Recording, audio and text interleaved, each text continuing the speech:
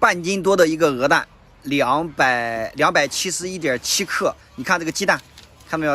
在它面前太小了，拿个烟盒给你们对比一下啊，看一下是不是相差的太多了？这个是小一点的，双黄蛋里面都算是小一点的，200克、210多克，你们对比一下，比这个烟盒还要大，是不是？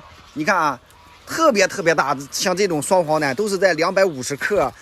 小一点都是220克，也就是4两多。一个双黄鹅蛋，小一点的都是4两多。你看这个，5两多了已经啊，5两多。你看218.4克，这个呢230克，230克啊。看一下鸡蛋的大小啊，61.4克。你说比鸡蛋能大多少？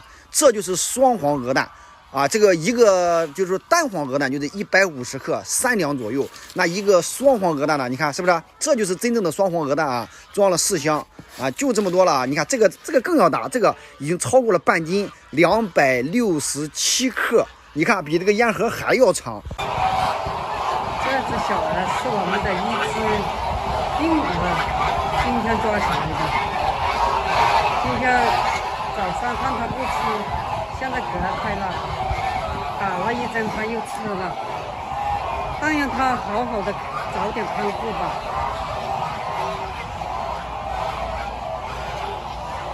偶尔有1两只也不要紧的，吃一下药，打一下针就会好起来。就是天气不好引起的。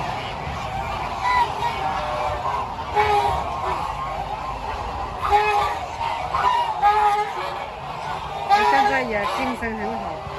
会吃了，一般没那么严重的小儿很容易好哦。如果太严重了，来打针吃药也是很难好的。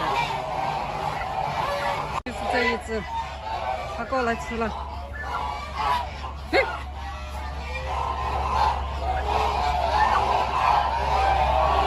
它怕那些老儿不敢吃，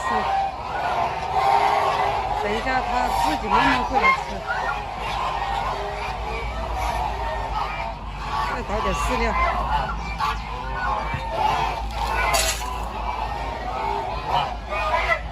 像他这个精神状态会吃的，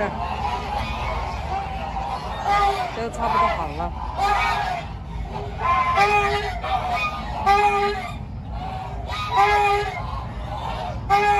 好了，小可爱慢慢吃啊。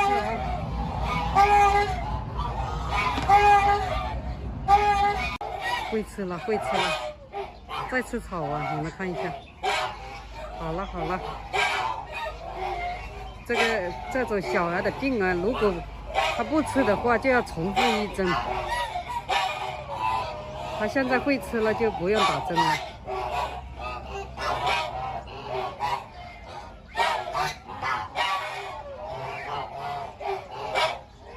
吃草啊。